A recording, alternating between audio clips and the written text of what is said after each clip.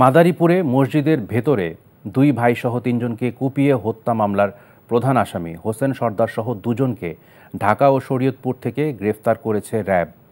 দুপুরে বরিশাল সংবাদ সম্মেলনে র্যাব ৮-এর অধিনায়ক লেফটেন্যান্ট কর্নেল নিস্তার আহমেদ জানান, গতরাতে আশুলিয়ার চিত্রাশাইল এলাকা থেকে প্রধান আসামি হোসেনকে গ্রেফতার করা হয়, আর শরীয়তপুরের পালং থানার আরিগাঁও এলাকা থেকে গ্রেফতার করা হয় আরেক আসামি সুমন সর্দারকে। পরে তাদেরকে শরীয়তপুর সদর থানায় হস্তান্তর করা হয়েছে। গত ৮ই মার্চ বালু ব্যবসা নিয়ে বিরোধের জেরে মাদারীপুর সদরে হোসেন সর্দারের নেতৃত্বে প্রথমে বাড়ি এবং পরবর্তীতে মসজিদে ঢুকে কুপিয়ে হত্যা করা হয় স্থানীয় বাসিন্দা সাইফুল সর্দার, তার ভাইসহ তিনজনকে। এ ঘটনায় সদর থানায় হত্যা মামলা করেন সাইফুলের মা। এই ঈদে জামা জুতো অ্যাক্সেসরিজের ডিসকাউন্ট।